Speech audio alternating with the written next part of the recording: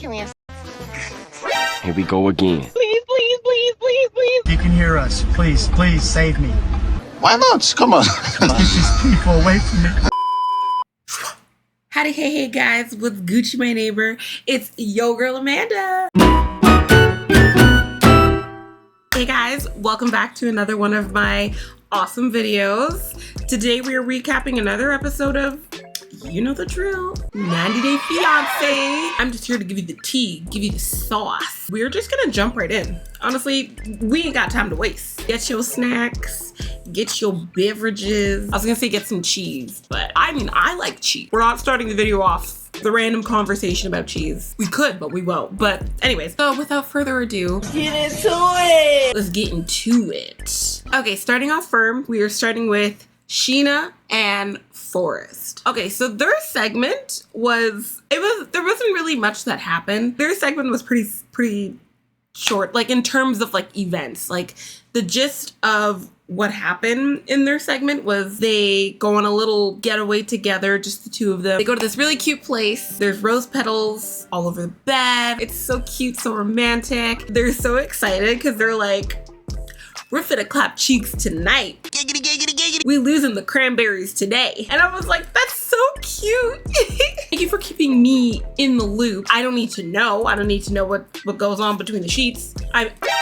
Between the sheets, another 90 Day spin-off. Anyways, I don't need to know about the flopping and slopping. More and sloppy. But you know, like, then you see Forrest, he makes a comment about how his hand's gonna be jealous. Me and my hand, I'm sorry, we're gonna have to break up. You see him and he's like, you know, trying to put the thingy on his thingy. Well, no, actually, you don't see it. We're not seeing him put the thingy on the thingy. He's talking about putting the thingy on his thingy.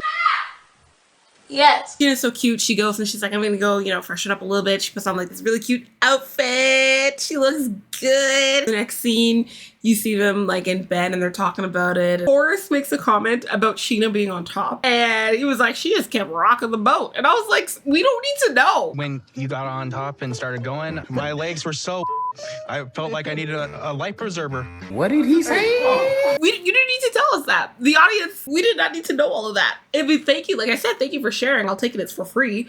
But like, it's like, we're like, you know how like they have like that random chair in the corner of like, it's like we're the people on the chair. No.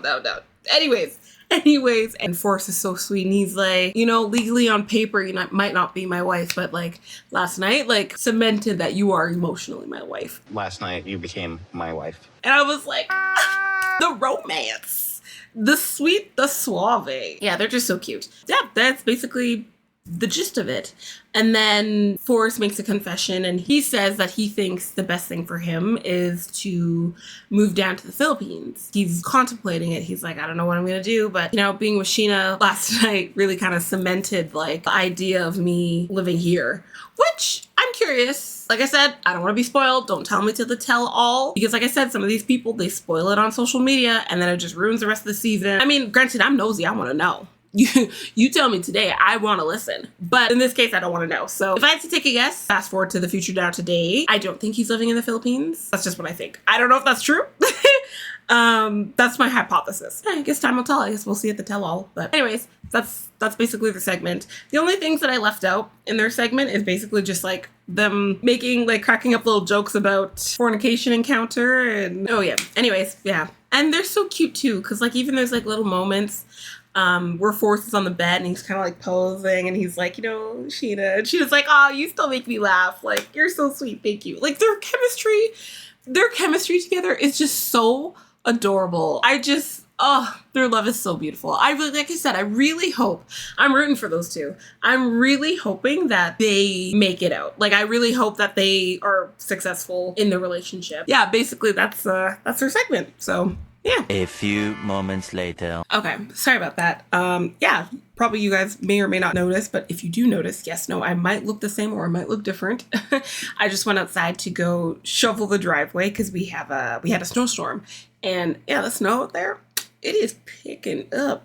It's getting frosty out there. And little did I know that I was going to get flung around and curb stomped by the snow and the wind. So love that. continuing on from where we left off, you know, I said it and I keep saying it. They are truly one of my favorite couples this season, Daniel and Lisa. Today is the day where Lisa is going for her ritual, cleanse, whatever you want to call it, scam, because in reality, that's low-key what it is. The scene starts off with Lisa and it looks like she's at like a continental breakfast, so good for her. I love those. Let me get my Belgian waffles. Let me make them myself. I paid the money, let me do the work. Anyways, so you see Lisa, she's getting herself breakfast and this lady comes up to her and she's like, "Are you a princess?" And Lisa's like, "Yes, I am." And I also want to point out, Lisa looks great. Like, her outfit looks good. You got that tiara, you shining. Even the way, like, her accessories, like, she has the gold earrings, she has the gold chain, the bracelet. She pulled up and pulled out. She was like, "I got you, I'm gonna do this." So Lisa sits down. Lisa's like, "I don't think I can eat because, like, I'm super nervous." You know what, girl? But, like, same. I'm nervous and scared for you, too. Because, like, these people are acting as if you committed a crime. Like, you somebody. So, like, the reaction that they're having to your past, to me, I just think it's a little out there. It's a little too much. Is it an overreaction? Yeah, probably. Is there a motive for it? Yeah, probably. Are we gonna find out? No, ma'am. And the next scene after that, you see her getting into the car with Daniel. Daniel and Lisa, they're in the car, right? Lisa leans over and she gives Daniel a kiss.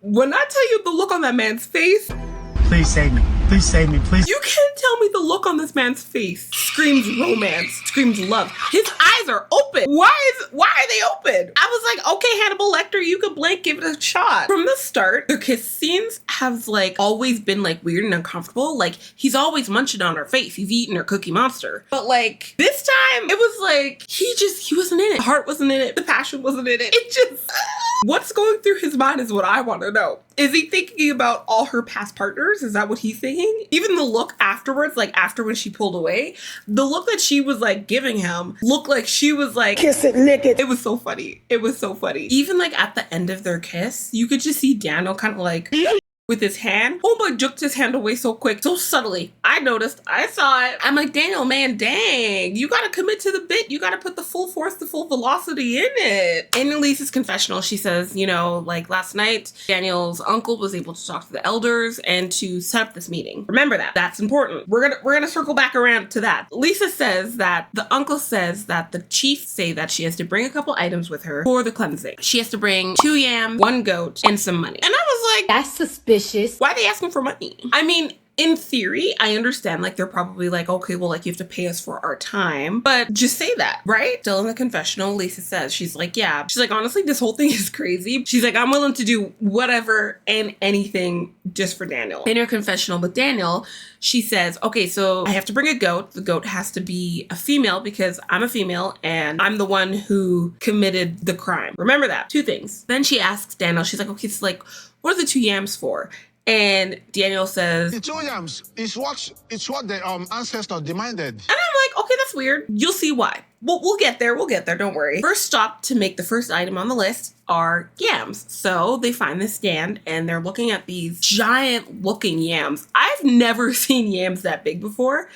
I'm curious to know what kind of yams those were because those are some big yams. Again, swift. These men are swift with them words. They're swift with these words. They are swiping. Daniel makes the same comment too. He's like, this one's as big as me, right? Big as me, right? Yeah. It's getting weird. Sir with the monster deal. Let's reel it back in. And the worst part about it is like Lisa's reaction was like, yeah. So that's why you're doing all of this. You're going through all of that. For the deal? You're goddamn right. Daniel says, okay, we're going to take this one. So he's like, how much is this one? And the vendor's like, 5,500. And Daniel's like, okay, that's kind of expensive. Worked out to be $3.68 USD. Keep up. Daniel says, no, sorry, no, that's too expensive. Lisa says, but baby, we need it for the cleansing. Bargain with him, make a deal. So Daniel says, okay, we'll take 2 for $10. And I was like, Wait a minute. Something ain't right. 2 for $10. So 2 for $10, and then it worked out to be $6.50 USD. For some reason, the math is just not clacking to me. So Lisa says it too. So she repeats it back to him, and she's like, 10,000? He's like, yes. And she's like, so basically full price. Like, she's like, you're not negotiating anything. She's like, you didn't work out a deal or nothing. So you see Daniel, and he takes out Lisa's money, and he passes it to the vendor, and he pays for the 2 yams. I was like, that's probably why the ancestors demanded it, because they knew that it was expensive. They eating good tonight. Eating good tonight. You can't tell me that wasn't for a reason, because produce like that should not be that price. It should not be that expensive. You can't make this stuff up. This is comedy gold. So in Lisa's confessional, she says it. She's like, Daniel is spending my money like it's water. ooh, just a reminder, water break, drink some water.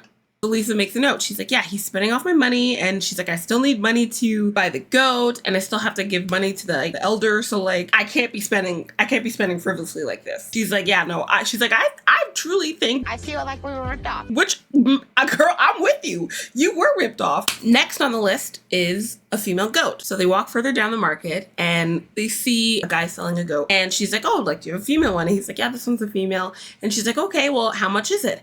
And he was like 200,000 Naira. That works out to be like 130 USD. And I'm like, that's expensive. I know like the bare minimum about livestock. And what I am going to tell you is that $130 for a goat there, that's expensive. And Lisa clocks it too. She's like, 200,000 for a goat? No. so the vendor was like, okay, so like what's the lowest you'll go? And she's like, you tell me. And I was like, girl, yes, good for you. Period. Also, I hate when people ask me that. Don't do that. Don't ask me the price that I want to pay. I didn't do my research beforehand. I should have, but I didn't. That's my ignorance. That's on me. But again, don't put me on the spot like that. So again, Lisa's like, yeah, no, I'm not paying 200,000. She's like, how much is it worth? So the vendor, he's like, okay, well, give me 100. Daniel was like, no, 100's too much. So 100 worked out to be $65 USD. And I'm like, where was that energy with the yam? Where was that same energy? Like, it took her having to call you out for you to finally bust up the nerve to be like, okay, finally, let me help you out. So Daniel says, No. No. we're paying 70. 70 turns out to be like $45.50 USD. So the vendor's like, Sold to the big black guy right there. and I was like, dang, okay, not even another bargain. Like he's not even gonna, meet the upper halfway. Like, okay. But then also in my head, I'm like, that's still expensive. That is still expensive. That is still expensive for a goat. So they got all the things on the list. They got the 2 yams and they got the female goat. Lisa still has money that she's to give to the priest. They are ready for the cleansing. All right, so fast forward, you see them walking down like sort of like an alleyway. They end up at like this open hut shack. The man immediately starts to yell at Lisa. Lisa's like, oh my gosh, he's yelling at me.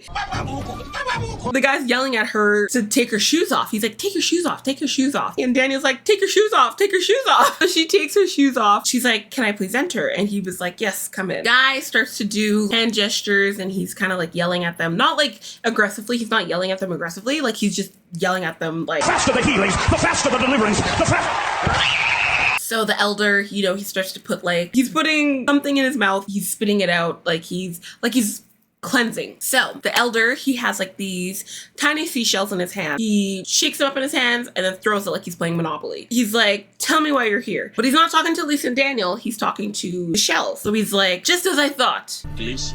Cleansing. And then he picks them back up again, shakes them in his hand, and then throws them again. And then he's like, who wronged the land? Who offended the land? Was it the man or the woman? And then he waits, and then he like he pauses, and then he looks Lisa dead in the eyes, and he's like, you are the one. You are the one.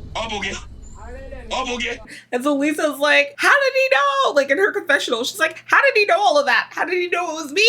That's a good question. The whole thing kind of screams scam. It does. And I think Daniel has to be in on it. He has to be, because there's no way. First off, the elder's like, he's asking the questions. Like he's asking the spirits, the gods, why are they there? And then he says cleansing. And then he says, well, who wronged the land? Who was it? He's like, oh, it's the female. It's Lisa. Now, I'm not Sherlock Holmes, right? But I have played Clue. So I'm going to put my detective cap on, and I'm going to use my deductive reasoning to come up with the conclusion that he probably also got himself as well. Remember, Lisa said it herself. She says, we have to get a female goat because I'm a female. And I was like, okay, that makes sense. So you're telling me that this man looked at that goat and he couldn't tell between male and female? You could tell, you can know. He's not dumb, he knows. The first clue was the goat, right? The obvious clue was the uncle. At the very beginning, Lisa said it. She's like, Daniel's uncle was able to talk to the elders. Chief priest says we have to do a cleansing. my question for you is, what did the uncle tell them? You can't tell him he didn't tell him the lore. Ain't fooling me. It's not believable. Imagine that they were there for like something else, right? How is it that you have all the tools, all the things that you need for a cleansing, and it just so happens that these two are coming in for a cleansing? You don't find that the least bit suspicious? We're not gonna question that. That's not the weird part.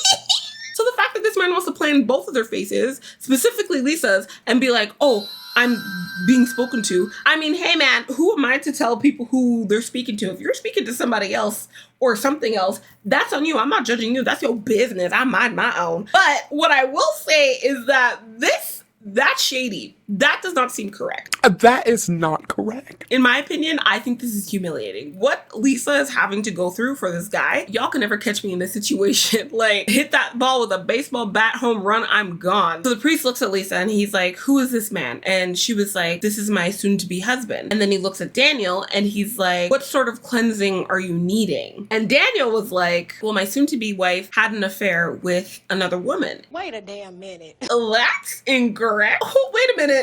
Hold on. If we're getting into the logistics, I was like, technically, it's not that she had an affair with a woman. She had an affair with you. She's having an affair with you because she's still legally married. So You're wrong. So the priest looks at Lisa and he's like, is it true? Like what your husband has said? And Lisa was like, yes, sir. And I'm like, No, sir. she's trying to prove to Daniel that she really loves him. She's putting in the effort. I'll give her that. Lisa is truly putting in the effort. This is a test of not only her patience, but also her wallet. But, kind-hearted Lisa, she goes further and she tells the priest and she's like, but there's more. She's like, I lied. I told him I was only married twice, but that's not true. She's like, I've been married 5 times. So in response, the priest is like, oh, this is totally sacrilege. But Preach with the Clutch knows how to drive stick. He was like, a sacrilege is when a woman commits an abomination. And I was like, thank you. You saved me some types on the Google. But he's like, simply, I am just a mouthpiece for the gods. He's like, they tell me what to do and I just do it. I was an employee and I was going to get employee of the month. So the elder says, now we have to do our traditions. He passes out a basket. He's like, Put the money in the bag. he's like, put the money in the basket. And so Daniel takes out some money and he puts it in the basket. And homeboy looks at him and he's like, that's it? He's like, no. He's like, you got to put more. That's not enough. Lisa's like, give him all of it, Daniel. Give him all the money. Give him all the money I gave you. Give him all of what you have in your pocket that I gave you. Give him all of it, Daniel. Put the money in the bag. In my head, I was like, they're all in on this. So regardless of if he's giving this man this money, you can't tell me that Daniel's not getting a cut of it at the end. It's just a thought.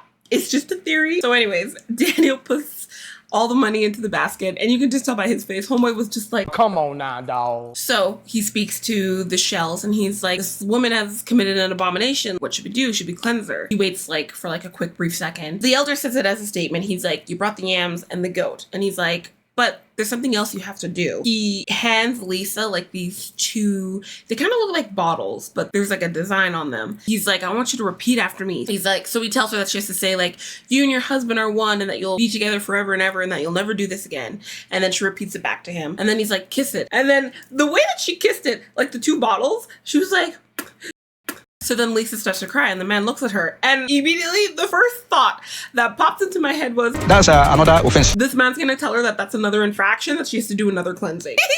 And then he calls his assistant in. He's like, assistant, come here. Like I said, y'all had me in that first half. The show was entertaining, but now That's so disrespectful. because you're playing in my face, right in my face, up inside my eyeball, up in 5K, the assistant comes in. You don't see the assistant's face, but what you do see is his clothes. And homeboy is rocking some Gucci. The cameraman really put in that work. He's like, I don't need to show the full image. I just need to show part of it. You got that money from where? The money from the basket?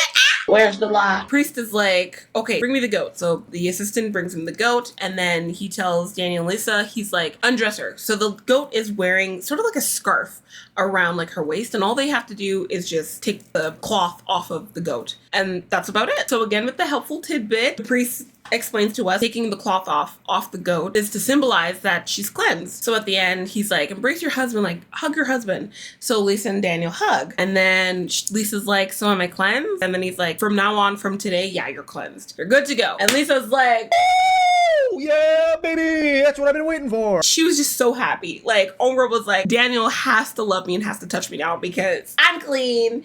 My spirit's clean. The gods, the priests, they cleansed me. She's like, I'm good to go. They're getting ready to leave, and then the priest says, okay, like exit, but like exit with your back to the exit. Like, don't turn your back to me to exit. They do that, and then they start walking. And then you get to their confessional, and Lisa's just, like I said, she's on cloud 9. Chose me. He don't want you.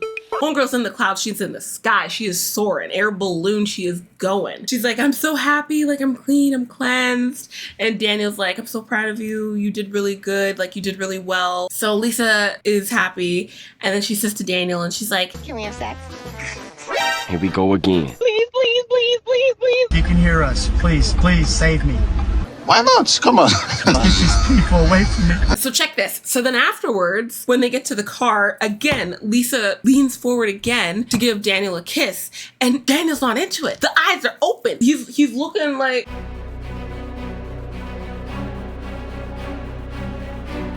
It was so awkward! And that's how their segment for this episode ends.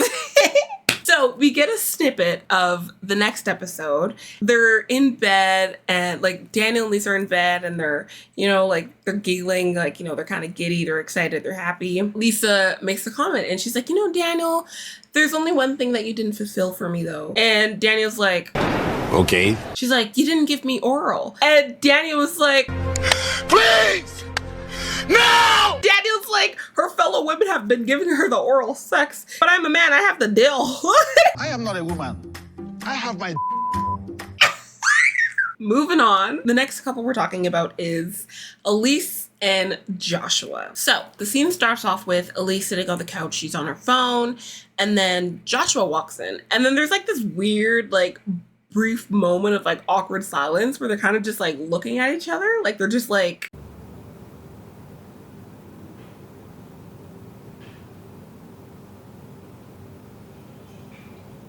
Yeah? Joshua breaks the silence and he's like, you want to go for a walk? She was like, yeah, sure, no problem. And the next scene you see them both on the beach and they're walking, and Elise is walking ahead of Joshua, and then he kind of like grabs her arm, kind of stops her, and he's like, let's just talk here.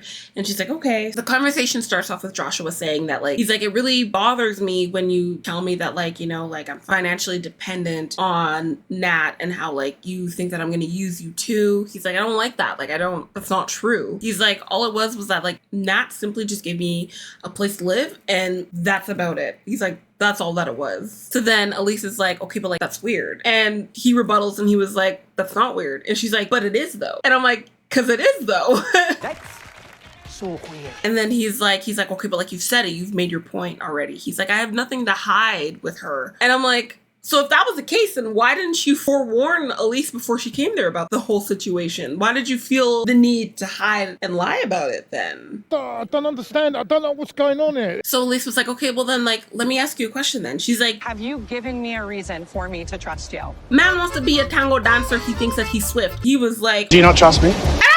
Just answer the question, okay? Please don't play with me right now. Let's not flip it. So Elise was like, no, you haven't given me a reason to. And he was like, okay, well then like, let me earn your trust. Let me show you that you can trust me. I was like, okay, then just do it then. Like, you're telling her that you want to do it, then just do it. You don't have to give her a warning. It's not a caution label. If you want her to trust you, give her a reason to trust you. Like, stop saying you're gonna do it and then you don't do it. Like, so Josh was like, he's like, I want to show you that like I can take care of myself. Like, I can look after myself. Like, I can look after you. Like, I can do this. And I'm like, just do it. And like I said, man who's swift like a Swiffer jet, he was like, okay, well then like, if you can't trust me and like you won't let me prove it to you, then I guess this just can't work. And I was like, let's not throw this back back onto her, Elise is like, yeah, she's like, words are great to me. She's like, don't fault me for constantly bringing this up. She's like, it's a error. It's a human defect that I have. She's like, I want to be married. I want to have kids. I want to have a life. And I'm like, you are absolutely right. She said, put the checkerboard away. She's like, I'm done. I'm ready to be, wifed up, wifed out, and good to go. She's like, I really like you. And Joshua, he sees an opening. He's a cave diver. He's going in. He's like, well, I really like you too. He's like, I'd never imagined falling as hard for you so quickly as I have. Oh, brother, this guy stinks! And I'm like, don't tell her that. These are things that she wants to hear. These are things that all of us want to hear. We all want to be told that. Like, you can't tell me it is not a euphoric feeling when somebody is like, I'm obsessed with you. Like, I want you so badly. Like, you were just so good and tasty. He's sweet talking her. You can't tell me that's not the tactic of a sweet talker. He is sweet talking her. In Joshua's confessional, he's like, a relationship needs to be built on like mutual respect and not like this toxic thing. And I was like, a bold strategy, Cotton. Let's see if it pays off for him. Bold of you to say all of that, considering the movements that you're doing. So to finish off his confessional, he's like, I really hope that, we can keep building, because I really truly see future with Elise. Like, I truly see like my life with her. And I was like, keep playing them games. I'm not Raven, but I can see the future, and I'm telling you right now. So he finished off the conversation by being like, oh, the wind's, you look really sexy with the wind blowing your top off. And then he goes to her and kisses her, and they start to make out, and then heavily hints that they are going to clap cheeks. So in the next scene, you see Chris in the bathroom and he's shaving. And then you see Elise come up and she's like, oh, I really need to use the bathroom because like I haven't pooped in 3 days. The pain that girl must be feeling for the 3-day bowel movement that she's been holding in. Chris is like, no, that's okay. Like, I can continue. And she's like, no, sir. Like, you have to, you gotta go. He's that comfortable with her pooping in front of him. And so Elise makes a comment as well. She's like, yeah, like, I've really grown close and fond of Chris. Like, he's a great roommate. She's like, he's like a brother to me, but like really hot. So she comes back out. She's like, you can go in there. And Chris is like, I can finally finish shaving. And she's like, yeah, don't worry. Like, I sprayed in there. And he's like... Also, it's weird that she's like walking around in a t-shirt and an underwear. Do you guys find that weird behavior? And it's not even like a long shirt to where like it covers your butt and like it goes up to your knees. Like, we all can see that you're wearing underwear. And I'm like, girl, you're telling Joshua that it's inappropriate for him to live and be financially dependent on Nat. You're walking around like the condo, the apartment, wherever they are. You're walking around in your underwear in front of his roommate. You don't see the double standard? You don't find that weird? Because, like I said, remember, I'm locked in. Remember, she asked Joshua that question. She was like, oh, well, like, do you guys share a bathroom? Like, has she seen you naked? Do you wear a towel around her? Where's the proof? Good question. Just the proof. To me, it's a little weird that you're living with a girl. Do you guys like share a bathroom? Like, does she see you naked? Did you? 4K, bro. 4K. So it's a problem for him to do that, but it's not a problem for you to walk around in your underwear. You don't have that weird. Anyways, I don't know if anybody else caught that, but like I kind of side-eyed that.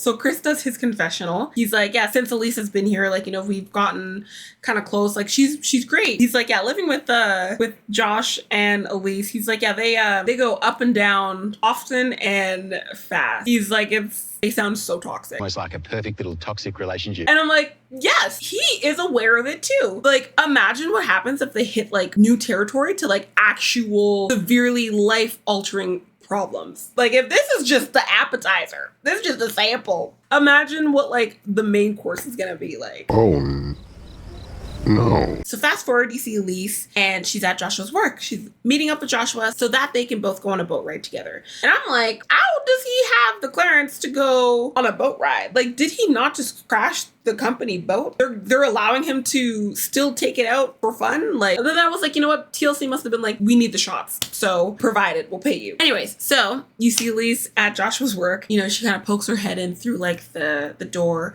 And she's like, oh, I'm looking for Joshua. And he's like, oh, yeah, he's just on like one of the boats. He's coming back. And she's like, oh, but like, he still works here though, right? She works here, right? Yeah. And I'm like, girl, that's kind of sneaky. That's kind of shady. Don't do that. But okay, I'll let it slide. Next, you see her walking, which also, I'm telling you, homegirl has a body. Homegirl looks good. She's stunning. She works out. She does not snack. She's not a feaster. She looks great. Yas Queen, Skinny Legend, Versace boots the house down. Slay Queen, Hunty Mama, and Oop Daddy work. Charlie XCX, snatch my weight. Okay, so fast forward, they're now on the boat together. They're out sailing. In Elise's confessional, she's like, yeah, like one day she got a text message from Josh and he was like, he's on final warning because took out one of the company boats for like a joyride and he crashed it. And she was like, I had no clue that Nat was there. And I was like, yeah, neither did I. Like, what reason would she have to be there? Is it a coincidence? I asked you. So Elisa's like, I have a lot of questions, but not enough answers. So she's like, I'm gonna ask him. Like, I just want to get to the bottom of this. I just want to know what's going on. So she asks Josh, she's like, I'm not trying to, start any problems. I'm not trying to make you feel bad or make this weird or anything, but she's like, I'm just not understanding like the whole boat situation. Like, can you please explain it to me? So Josh was like, he's like, okay, so Nat and I have these friends and they have these friends that, were gonna maybe become clients of mine and I was gonna, try to get close with them, try to network with them. He's like, they're gonna come to me when they want a boat. And I was like, this is a load of barnacles. That kind of just sounds like the hope that they're gonna buy a boat. That's a wishful prayer. And then he thought he was slick. He finished it off by being like, well, like it could have been worse. And I'm like, this is the worst. So Joshua says, he's like, yeah, but like, like after I crashed the boat, like whatever, like it's not that big of a deal because like it got fixed right away. And Elise is like, boy, ain't no way, boy. No, there's no way. She's like, sir, there's no way. Absolutely not. You said the damages were like $20,000. And he was like, he's like, okay, well, like when it first happened, that's what I thought. But like it turned out to be just like a couple grand. It was like $2,000. Just like the path you walk to get out your house. He's consistent. It's lies all the time. And I'm like, 20,000 to 2,000 is a really big difference. That's not pennies. That's not dimes. How did you mistaken a $20,000 damage to a $2,000 damage? It just doesn't happen. That just doesn't make sense. So Elise asks him, she's like, okay, well, like, is it paid off? And he's like, yeah, it is paid off. And she's like,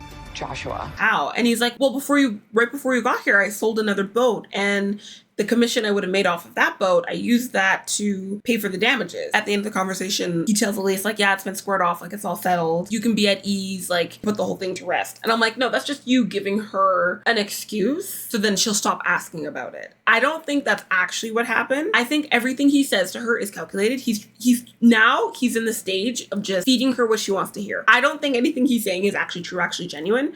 But again, I'm not him.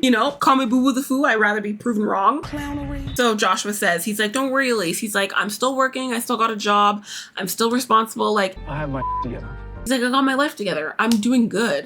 And I'm like, okay, so if that's the case, then why are you trying to move back in with Nat? Because you can't tell me that he's not going to move back in with Nat. The minute Elise is gone, the minute she steps on a plane, she's gone. He's going to he's going to go back into Nat. He's going to go back to Nat. I said what I said. Elise says, she's like, I'm happy that we're moving forward, that, we're trying to clear and fix everything. She's like, but there's only one thing left that's really putting a damper on our relationship. And he's like, well, what is it? And she's like, the whole Nat thing. And he was like, okay, so like, what's wrong? Like, why can't you get over it? Why can't you drop the Nat thing? And she's like, well, first off, I was shocked to find out that like she was on the boat with you the time you crashed it. She's like, that's news to me. She's like, I don't like the fact that she has this financial hold over you. Like, she's financially responsible for you. And she's like, I don't like that. So then Josh's reaction was like, oh, Lord. Again. He was like frustrated. He's like, I don't understand why I have to like keep telling you something like 10 times and you just don't believe it. He's like, I don't understand why you can't let it go. And she's like, no, I'm letting it go. I just trying to explain to you. And he's like, no, you're not letting it go. And I was like, sir, calm down. Calm down. Like you asked her the question and she opened up to you and was talking to you and you were getting mad. You're getting defensive for what? I was like, sir, geez, calm down. Like this is not Rainbow Siege. So he was like, okay, well, you know what? Why don't we then just set up a meeting, the three of us, you, me, and Nat. Like, the three of us, we could talk it out and put your worries to rest. And I was like, y'all should have been done that. Ever think about that, bitch? Why was that not the thought process? Why was that not the game plan? So Elise in her confessional, she's like, yeah, of course Nat was on the boat. She's like, of course she was. And she's like, for all we know, she could have paid for the damages. Did she pay for the damages? And I was like, that's exactly what I thought too. I was like, for all we know, because Nat was probably like, oh, like it was me who wanted to come on here or whatever. She's like, I'll give you money to pay for the damages. You can't tell me that Nat hasn't given Joshua money. And that's why he's so whipped by her. You can't play me. You can't tell me. I've seen John Tucker Must Die. Man, you whipped.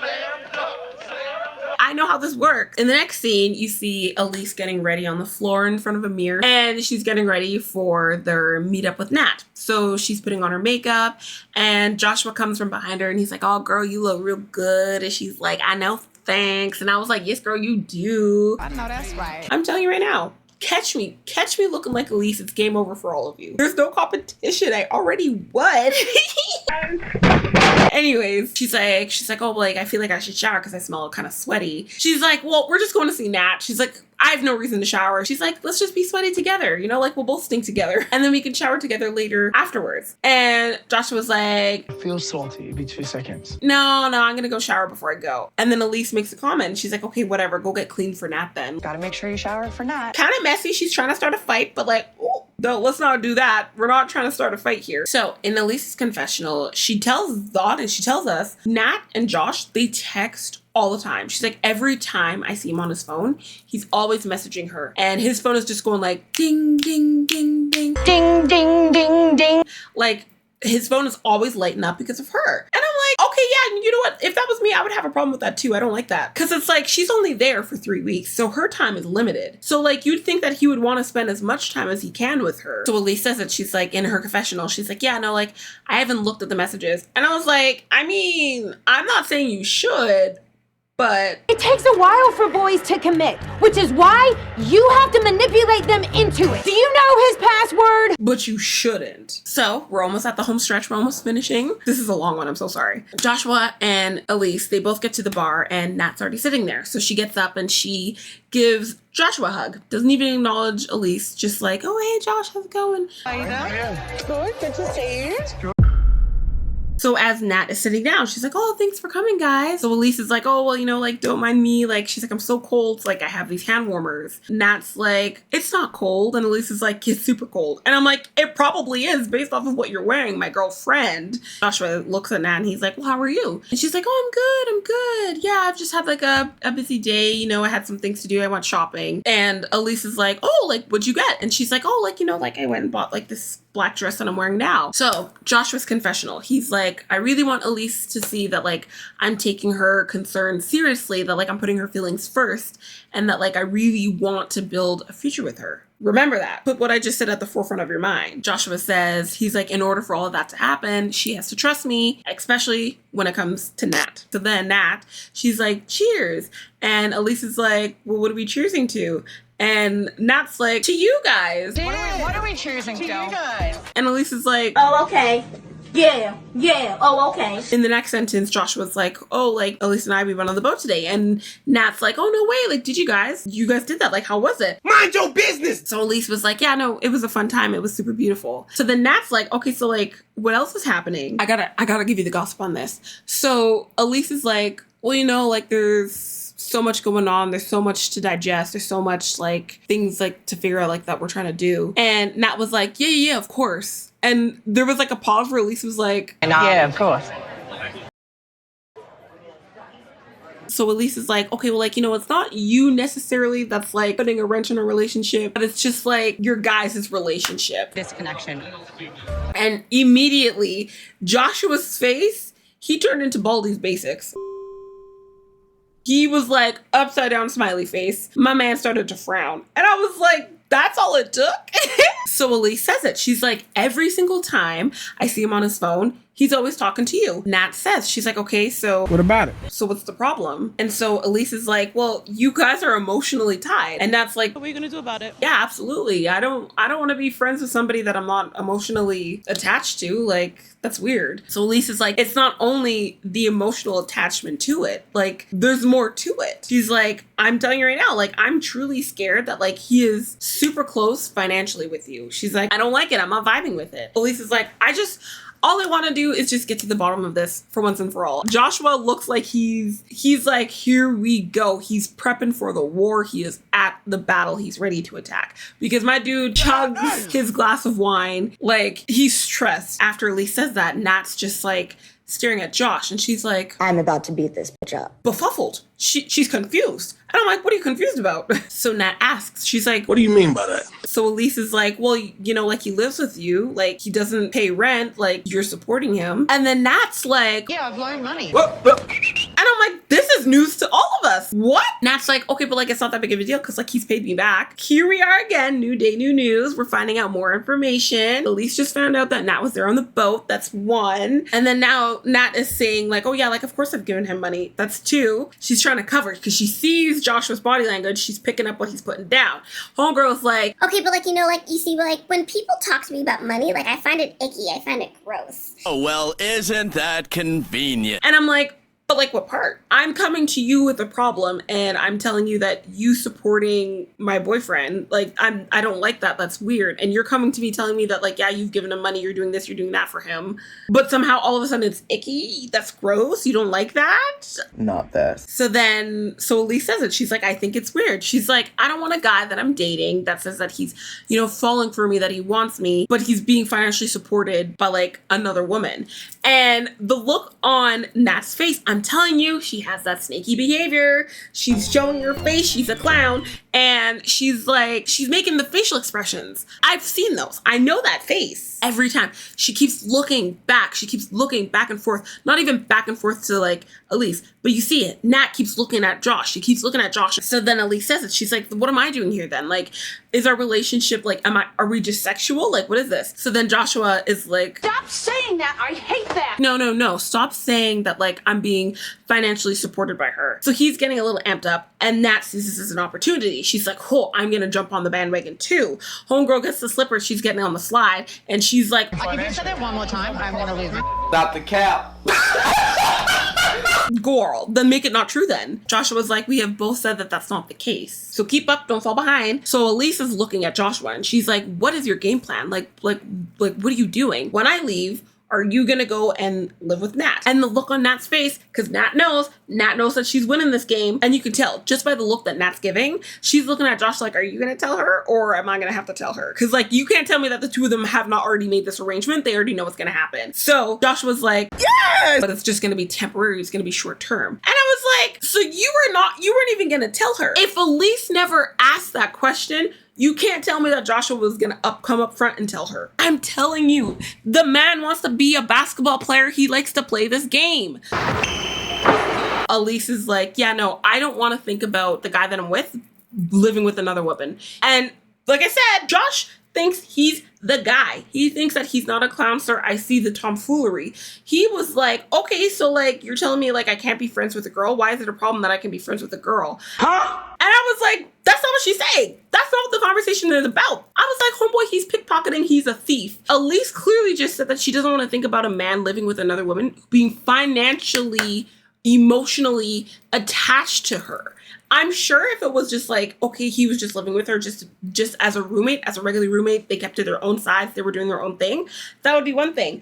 But it's not. It's the fact that they're emotionally attached and financially attached. That's weird. She finds it weird. And she says it. She's like, that's weird. I find that super weird. And both Nat and Joshua, they're just like, why? That's not weird. That's not weird. And Elise is like, Want me to go ask every single person there? do you want me to get up and ask everybody? They both want to be children and want to play child's play. They were like, okay, yeah, no, do it then. But you're really going to be embarrassing yourself. And Elise was like, joke's on you. So Elise was like, bet, let me do it. So she stands up and she asks everybody. And she's like, hey, everybody, I have a question for you. Am I crazy? Or is it crazy that my man is being emotionally and financially bareback mountain by this girl over here? And then there's like a girl at the bar and she's like, well, like, how long have you guys been together? And she's like, well, 6 months. And she was like, well, you didn't find this out like before you came? And she was like, nope. And then Nat, like I said, Nat thinks she's slick. She thinks she's not a clown, but she is. I see the tomfoolery. She was like, okay, but like, they haven't met. They literally just met. They hadn't met until just recently though. And people were like, no, like, that's weird. And then Elise is like, let me keep it moving. Let me move on. So she goes to the next table and she's like, okay, it's like, what do you guys think? Is it weird? And they were like, oh yeah. Yeah, super weird. And then Nat was like, she looks at Josh and she's like, you see, she's so toxic. And I was like, but you pushed her to it. I understand Elise's reaction. Was it excessive? Yes. Was it over the top? Absolutely. But considering they kind of like tag teamed on her, it was like 2 versus 1. And Elise felt like she was going insane. But also in the same breath, they must know what's wrong. Because if Joshua didn't think it was a big issue, he would have brought it up to her from the very beginning. But he didn't. He hid it. He omitted it. He lied about it. So he knew it was wrong. So Elise sits down and Nat makes the comment. She's like, you don't even know which one you're getting. You don't know if you're getting the good Elise or the bad Elise. I think you're trying me. So then Nat's like, you know, whatever. So she gets up and she walks off. And I was like, that was such a rude comment. Like, was that necessary? So you see Nat walk off and she goes outside. And in her confessional, Nat's like, yeah, she's a psycho. Like, who does that? Who does that? Who yells at people in a bar? And Nat says it. She's like, Elise is creating all of these issues that aren't even there. And I'm like... But they are there though. Are we all blind? Are we all not in on the gag? So you see Elise walking away. Now, before we finish up with their segment, let's play a quick game. In your humblest opinion, based on the events that we have seen with Elise and Nat, who do you think Josh is gonna go and comfort? A, go and comfort Elise? Or B, do you think he's gonna go and comfort Nat? I'll give you guys 3 seconds to figure it out. And time's up. He goes and comforts Nat. Did we all see that coming? Yes, we did. Are you shocked? No, I'm not. But you know what? Neither was Elise, because Elise walks up and she's like, oh, of course you're comforting Nat. Of course you are. You run to her after this, right? Joshua asks Nat, he's like, are you okay? Nat's like, yeah, I'm just like, she's crazy. Like, I can't believe she did that. And then Elise comes back and she's like, well, of course you're comforting her. That's crazy. She's like, you know what? Give me my purse, man. I'm finna go. It's my purse! So yeah, so then Joshua, he wants to, you know, try to switch fields. I'm telling you, the footwork on this man, he is footloose Kevin Bacon. Like, so he switches up, switches out, and he was like, oh, Elise, come on, like, let's go, whatever. And then Nat's like, bye. Bye, guys. Asshole. So then you just see Elise just walking away, and she's like, yeah, I'm over this. And then Joshua has his confessional and he's like, I never expected it. After this, he's like, I don't know, man. Like, he's like, I'm just over this. I'm so done. That's how their segment for this episode ends. On to the next couple. I know I did the same thing the last episode. I'm sorry. I know I'm bad for it. But unless if there's something like super interesting that happens, like, in their segment, then it's like, they don't need a play-by-play. You know what I mean? So I guess for like the next couple couples, I'm gonna just give you the clip notes, just speed run what their segment was, because again, nothing crazy happened or nothing juicy. There's no tea, but the next couple is Aviva and Stig. Again, I was right. I can tell the future. I'm Miss Cleo. I told you so. Tell me now. I said it. She's not pregnant. I called it.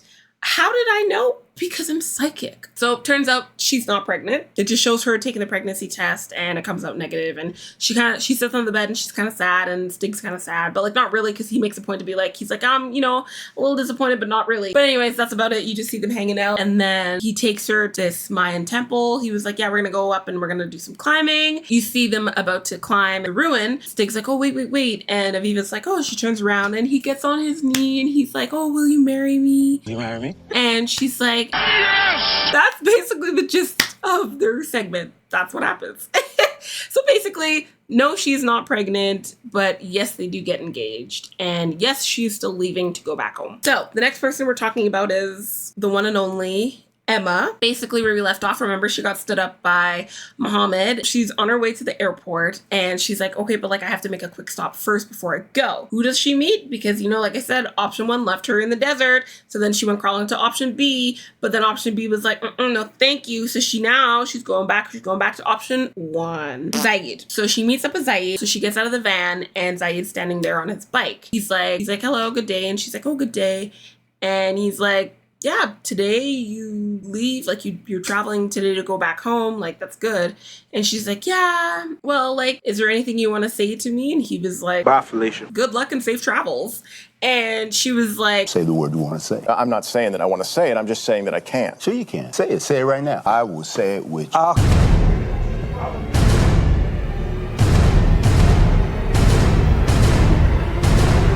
I said, whoever threw that paper, your mom's a hoe. That's it? And he was like, well, like, what else do I have to say?